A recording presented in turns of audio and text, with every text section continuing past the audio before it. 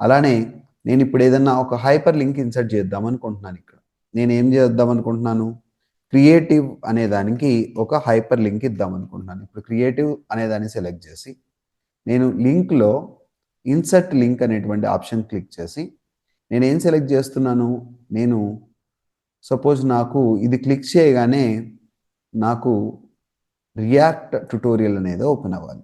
Right, okay click చేశాను. ఎప్పుడైతే నేను కంట్రోల్ హోల్డ్ చేసి దీని మీద క్లిక్ చేస్తానో ఆటోమేటిక్గా రియాక్ట్ ట్యుటోరియల్ అనేటువంటి ఫైల్ ఓపెన్ అయిపోతుంది. ఇలా మనం ఏదైనా ఒకదానికి లింక్ పెట్టుకోవాలి. లింక్ అంటే ఏంటి, హైపర్ లింక్ అనమాట. ఒకటి క్లిక్ చేస్తే ఇంకోటి ఓపెన్ అవ్వటం. రైట్, ఒకటి ఏదో ఒక రీసోర్స్కి, అదొక ఫైల్ కావచ్చు, ఒక వెబ్ పేజ్ కావచ్చు, ఇలా ఏదో ఒక రీసోర్స్కి లింక్ ప్లేస్ చేయడాన్ని మనం ఏమంటామంటే హైపర్ లింక్ అని చెప్పేసి చెప్తాం అనమాట. నెక్స్ట్ మోస్ట్ ఇంపార్టెంట్ ఆప్షన్ ఏంటిది, యాక్షన్ అంటున్నాం. ఏమంటున్నాం, యాక్షన్. ఎలా పనిచేస్తుందో ఇది చూద్దాం. సపోజ్ నేను మరలా ఒకసారి ఇక్కడ ఇది హైపర్ లింక్ కాదు, just normal text creative academy Addanki అని రాశాను. రైట్, సో వన్స్ నేను దీన్ని సెలెక్ట్ చేసి యాక్షన్ అని క్లిక్ చేస్తాను. యాక్షన్ అనగానే ఏమవ్వాలి, మౌస్ ఇప్పుడు నేను ఏదైతే సెలెక్ట్ చేశానో మౌస్ ఓవరా మౌస్ క్లిక్, నేను క్లిక్ చేస్తే అక్కడ ఏం జరగాలి, మౌస్ దాని మీద జస్ట్ తీసుకెళ్తే ఏం జరగాలి, మౌస్ ఓవర్ తీసుకున్నాను. ఇది ఏమవ్వాలి, నా మౌస్ ఓవర్కి హైపర్ లింక్ టు ఏమవ్వాలి, ఫస్ట్ స్లైడ్కి వెళ్ళిపోవాలి. హైపర్ లింక్ టు ఫస్ట్ స్లైడ్కి వెళ్ళిపోవాలి, లేకపోతే సెకండ్ స్లైడ్కి వెళ్ళిపోవాలి. ఉందా మనకేనా స్లైడ్ నెంబర్ ఉందా, స్లైడ్ నెంబర్ ఇద్దామా, సెకండ్ స్లైడ్కి వెళ్ళిపోవాలి. ఓకే, ఓకే పెట్టేసాను. ఓకే సార్, ఇది నేను ఇప్పుడు మౌస్ని తీసుకెళ్ళాను. మౌస్ ఓవర్ అంటే మౌస్ని దాని మీదకి తీసుకెళ్ళటమే కదా, ఏంటి వెళ్ళలేదు సెకండ్ స్లైడ్ కంటే, స్లైడ్ షోలో మాత్రమే వెళ్తుంది. మనం ఎప్పుడైతే స్లైడ్ షోలో నేను అలా మూవ్ చేస్తానో ఆటోమేటిక్గా ఏ స్లైడ్కి వెళ్ళిపోయాను, సెకండ్ స్లైడ్కి. ఎలా వెళ్ళాను చూడండి ఒకసారి మళ్ళీ. ఇది చాలా ఇంపార్టెంట్ ఆప్షన్ అనమాట. రైట్, ఒకసారి ఇది ఎలా పనిచేస్తుందో ఇంకొకసారి చూద్దాం. నేను ఇప్పుడు ఏ స్లైడ్లో ఉన్నాను, సెకండ్ స్లైడ్లో ఉన్నాను. ఫోర్త్ స్లైడ్లో నేను యాక్షన్ అనేటువంటి ఆప్షన్ వాడాను. ఈ ఫోర్త్ స్లైడ్లో నేను జస్ట్ మౌస్ అక్కడికి తీసుకెళ్ళగానే సెకండ్ స్లైడ్కి వెళ్ళిపోతుంది. రైట్, దీనికి ఏం ఆప్షన్ వాడాం, యాక్షన్ అనేటువంటి ఆప్షన్ అయితే వాడటం జరిగింది. రైట్, ఇది జూమ్తో క్రియేట్ చేసాం. రైట్, మనం నెక్స్ట్ ఇలా ఏ స్లైడ్ కావాలంటే ఆ స్లైడ్ ఇక్కడ జూమ్ చేసుకోవచ్చు అనమాట. రైట్, సో ఇలా మనం జూమ్ అనేటువంటి ఆప్షన్తో ఇది క్రియేట్ చేసాం కాబట్టి ఫస్ట్ మనకేమొచ్చింది, ఫస్ట్ లాస్ట్ స్లైడ్. ఇలా మనం ఏ స్లైడ్ కావాలనుకుంటే ఆ స్లైడ్కి వెళ్ళిపోవచ్చు. నెక్స్ట్ ఈ జూమ్ ఆప్షన్ చూసాం కదా, zooms allow you to present your content creatively in non linear way, create an interactive table of contents with summary zoom or jump to specific slides or section. Slide జూమ్లో ఏ స్లైడ్కి కావాలంటే ఆ స్లైడ్కి మనం ఈజీగా move అవ్వడానికి మనకి ఏమవుతుందంటే జూమ్ తీసుకోగానే ఆ స్లైడ్కి వెళ్ళిపోతుంది. ఇలా సమ్మరీ జూమ్ అనమాట. ఆ స్లైడ్ మీద క్లిక్ చేయగానే ఆ స్లైడ్ మీదకి వెళ్ళిపోయాం. ఓకే, ఇప్పుడు ఈ స్లైడ్ క్లిక్ చేస్తే ఈ స్లైడ్కి వెళ్ళిపోతాం. బాగుంది కదా ఆప్షన్. ఇది మనకి అడ్వాన్స్డ్ వెర్షన్స్లో మాత్రమే ఈ ఆప్షన్స్ అన్నీ మనకి అవైలబుల్గా ఉన్నాయన్నమాట. రైట్, నెక్స్ట్ మనం నెక్స్ట్ ఆప్షన్స్ ఏవైతే ఉన్నాయో ఇన్సర్ట్ ట్యాబ్లో ఆప్షన్స్ గురించి చూద్దాం. నెక్స్ట్ కామెంట్, యాక్షన్ అయిపోయింది, డిస్కస్ చేసాం. రైట్, నెక్స్ట్ కామెంట్ అంటున్నాం. ఈ కామెంట్ అంటే ఏంటి, ఏదైనా ఒక నోట్స్, ఒక పర్టికులర్ లొకేషన్లో ఏదైనా నోట్స్, చాలా ఇంపార్టెంట్ పాయింట్ అక్కడ అవసరం లేదు, కానీ నాకు రేపు అసలు అక్కడ ఏమైనా డౌట్ రావచ్చు, ఏదైనా రిఫరెన్స్ పాయింట్ ఏదైనా రాసుకోవాలి అనుకుంటే మనం కామెంట్ అనేదాన్ని యాడ్ చేయొచ్చు. This place in slide show only అని రాశాను. ఏమని రాశాను, this works in slide show only అని రాశాను. రైట్, దాన్ని ప్లేస్ చేస్తాను. రైట్, ఇప్పుడు ఏమైపోయింది చెప్పండి, ఇక్కడ నేను ఒక కామెంట్ ఇన్సర్ట్ చేశాను. ఆ కామెంట్ ఏమని ఇన్సర్ట్ చేశాను, works in slide show only అని మాత్రమే కామెంట్ ఉంది. ఆ కామెంట్ మనకి ఇక్కడ అవైలబుల్గా డిస్ప్లే అవుతుంది అనమాట. రైట్. నెక్స్ట్ మనకు హెడర్ అండ్ ఫూటర్ అని చెప్పేసి ఒక ఆప్షన్ ఉంది. ఈ హెడర్ అండ్ ఫూటర్ ఏంటి? డేట్ అండ్ టైం ఎక్కడన్నా ఇన్సర్ట్ చేయాలా? 25/11/2024 ఫిక్స్డ్ ఏదన్నా అప్డేట్ ఆటోమేటికలీ. ఆటోమేటిక్ అప్డేట్ ఉంటే బెటర్ కదా, ఎప్పటికప్పుడు. ఫిక్స్డ్ కావాలా? డేట్ అండ్ టైం ఎప్పటికప్పుడు ఏ రోజుకి ఆ రోజు డేట్ అండ్ టైం రావాలి. రైట్. సో ఎక్కడ ఉంది డేట్ అండ్ టైం? ఎక్కడ ఇన్సర్ట్ అయింది మనకి? ఫుటర్లో ఇన్సర్ట్ అయిందా? హెడర్లో ఇన్సర్ట్ అయిందా? ఎక్కడ ఇన్సర్ట్ అవ్వలేదు. హెడర్ అండ్ ఫుటర్లో మనం ఏం చేసాం? అప్డేట్ ఆటోమేటికలీ అన్నాం. రైట్. ఇది ఏమవుతుంది? Include on slides apply to all పెట్టేసాం. రైట్. నెక్స్ట్ ఇంకా మనం ఫుటర్ తీసుకుందాం.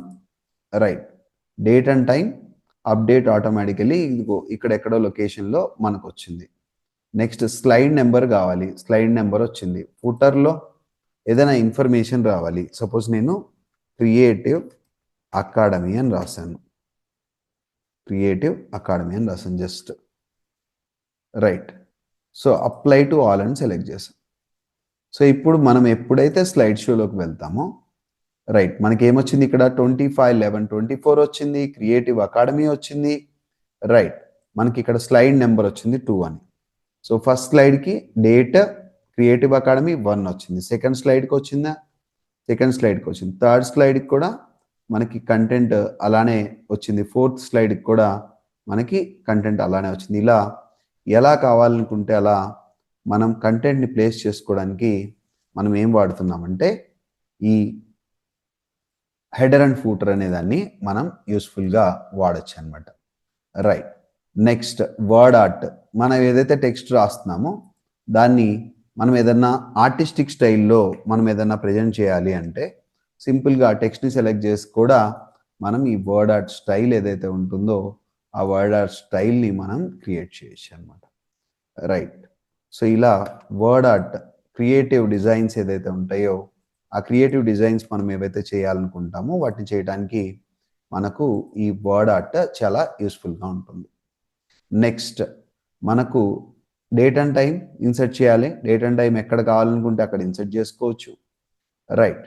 స్లైడ్ నెంబర్ ఎక్కడంటే అక్కడ కావాలంటే ఇన్సర్ట్ చేసుకోవచ్చు. ఏదైనా ఆబ్జెక్ట్ అంటే వేరే ఎక్సెల్ ఫైల్, వేరే పవర్ పాయింట్, రైట్, ప్రెజెంటేషన్, ఇంకేదన్నా దీంట్లో ఇన్సర్ట్ చేసుకోవాలి అంటే మనం ఒక ఎక్సెల్ షీట్ ఇన్సర్ట్ చేసుకోవాలంటే కూడా ఎక్సెల్ షీట్ కూడా మన పవర్ పాయింట్ ప్రెజెంటేషన్లో మనం ఇన్సర్ట్ చేసుకోవచ్చు అన్నమాట. ఎక్సెల్ షీట్ కూడా మన పవర్ పాయింట్ ప్రెజెంటేషన్లో కావాలంటే మనం ఇన్సర్ట్ చేసుకోవచ్చు. దాన్ని మనం యూజ్ చేసుకోవచ్చు. తర్వాత ఈక్వేషన్ ఏదైనా ఇన్సర్ట్ చేయాలి. సపోజ్ నాకు ఇక్కడ ఈక్వేషన్ అనేదాన్ని ఒకదాన్ని ఇన్సర్ట్ చేయాలి. ఏం ఈక్వేషన్? ఏదో మ్యాథమెటికల్ ఈక్వేషన్. సో నాకు నచ్చిన విధంగా ఒక ఈక్వేషన్ ఏదైనా నేను క్రియేట్ చేసుకోవాలి, మోడిఫై చేసుకోవాలంటే వన్స్ నేను ఈక్వేషన్ ఇన్సర్ట్ చేయగానే ఆ ఈక్వేషన్ రిలేటెడ్గా ఏవైతే మనకు అవసరం అవుతాయి, ఏవైతే రిక్వైర్మెంట్స్ ఉంటాయో ఆ రిక్వైర్మెంట్స్కి తగ్గట్లుగా ఆ ఈక్వేషన్కి తగ్గట్లుగా మనం డిఫరెంట్ సింబల్స్ అన్నీ కూడా మనకు ఆ ఈక్వేషన్లో మనకు అవైలబుల్గా ఉంటాయి. రైట్. మనం ఏదైనా న్యూ ఈక్వేషన్ ఇన్సర్ట్ చేయాలంటే ఆ న్యూ ఈక్వేషన్ కూడా డిఫరెంట్ ఈక్వేషన్కి సంబంధించినటువంటి వర్చువల్ ట్యాబ్ వస్తుంది. ఇవన్నీ వాడేసుకొని మనకి ఎలా కావాలనుకుంటే అలా, రైట్, ఏ ఫార్మాట్లో కావాలనుకుంటే ఆ ఫార్మాట్లో మనం కూడా ఒక న్యూ ఈక్వేషన్ని మనకు నచ్చిన విధంగా మ్యాథమెటికల్ ఈక్వేషన్స్ కానీ ఇంకా ఫిజిక్స్లో కానీ ఏదైనా అవసరం ఉంటే ఈ ఈక్వేషన్ అనేటువంటి ఆప్షన్ ద్వారా మనం చేయొచ్చు. అలానే మనం ఏదైనా సింబల్ ఇన్సర్ట్ చేయాలి, మనం వాటిని డైరెక్ట్గా ఇక్కడ సింబల్స్ అనేటువంటి ఆప్షన్ ఉపయోగించి కాపీ రైట్ అవ్వచ్చు. ఇలాంటివన్నీ కూడా మనకు కావాలంటే మనకి ఇక్కడ సింబల్స్ ఆప్షన్స్లో అవైలబుల్గా ఉంటాయి. అలానే ఒక వీడియో ఇన్సర్ట్ చేయాలి. ఇక్కడ ఒక వీడియో, ఈ డివైస్లో ఉన్నటువంటి ఒక వీడియో అనేదాన్ని నేను ఇన్సర్ట్ చేయాలి. ఆ వీడియో ఏదైనా అవ్వచ్చు. రైట్. సపోజ్ ఇదొక వీడియో, ఈ వీడియోని నేను ఇన్సర్ట్ చేశాను. ఇలా వీడియో ఇన్సర్ట్ చేసి వీడియో డైరెక్ట్గా మనం ప్లే చేసేసుకోవచ్చు. ఇలా వీడియో ప్లే చేయడానికి కూడా మనకి ఆప్షన్ అనేది అవైలబుల్గా ఉంది. అలానే మనం ఇంకా ఏం చేయొచ్చు? ఆడియో ఫైల్స్ కావాలంటే ఆడియో ఫైల్స్ తీసుకోవచ్చు. ఆడియో మనం రికార్డ్ చేసి ఆ రికార్డ్ చేసినటువంటి ఆడియో కూడా డైరెక్ట్గా ఇన్పుట్ ఇవ్వచ్చు. ఏదైనా ఒక స్క్రీన్ రికార్డింగ్, మనం ఏదైతే స్క్రీన్ రికార్డింగ్ చేస్తామో ఆ స్క్రీన్ రికార్డింగ్ చేసి రైట్. సో దీన్ని ఏం చేస్తున్నాం, ఇప్పుడు స్క్రీన్ రికార్డింగ్ చేస్తున్నాం. స్క్రీన్ రికార్డింగ్ చేయాలంటే ఫస్ట్ ఏం చేయాలి, ఆడియో సెలెక్ట్ ఏరియా అంటుంది. ఏరియాని ఏం చేస్తున్నాను, ఏరియా సెలెక్ట్ చేశాను. ఈ ఏరియా స్క్రీన్ రికార్డింగ్ అవ్వాలి. ఈ స్క్రీన్ రికార్డ్ టైప్ చేసి మనం ఇలా స్క్రీన్ అనేది ఇప్పుడు రికార్డ్ అయిపోతుంది. నేను ఏదైతే ఆపరేషన్స్ చేస్తున్నానో ఈ ఆపరేషన్ చేసినవి మొత్తం ఏమవుతాయి, రికార్డ్ అయిపోతాయి అన్నమాట. నేను ఎక్కడ క్లిక్ చేస్తున్నాను, ఏమి ఆప్షన్ ఓపెన్ అయిపోతుంది. నేను జస్ట్ ఒక పార్ట్ తీసుకున్నా, సపోజ్ నేను రియాక్ట్ క్లిక్ చేశాను, రియాక్ట్ ఓపెన్ అయిపోయింది. బట్ నేను సగమే సెలెక్ట్ చేశాను కాబట్టి సగమే చూపిస్తుంది అక్కడ. ఇలా ఏదైనా స్క్రీన్కి సంబంధించిన రికార్డింగ్ ఆప్షన్స్ ఏవైతే ఉన్నాయో ఆ రికార్డింగ్ చేసుకోవడానికి కూడా మనకి ఏం ఉపయోగపడుతుందంటే ఈ రికార్డింగ్ ఆప్షన్ అనేది చాలా మనకు యూస్ఫుల్గా ఉంటుంది అనమాట. సో ఇప్పుడు ఏదైతే స్క్రీన్ రికార్డింగ్ చేశానో ఆ స్క్రీన్ రికార్డింగ్ మొత్తం కూడా ఇప్పుడు ఇక్కడ మనకి సేవ్ అయిపోయింది. నా వాయిస్ కూడా ఇన్పుట్ అయిపోయింది, రైట్. ఇలా మనం ఏం చేయొచ్చు అంటే ఇన్సర్ట్ ట్యాబ్లో ఈ ఆప్షన్స్ అన్ని ఉపయోగించి మనం మల్టిపుల్ వర్క్స్ అనేవి చాలా సింపుల్గా పవర్ పాయింట్లో కంప్లీట్ చేయొచ్చు. Thank you.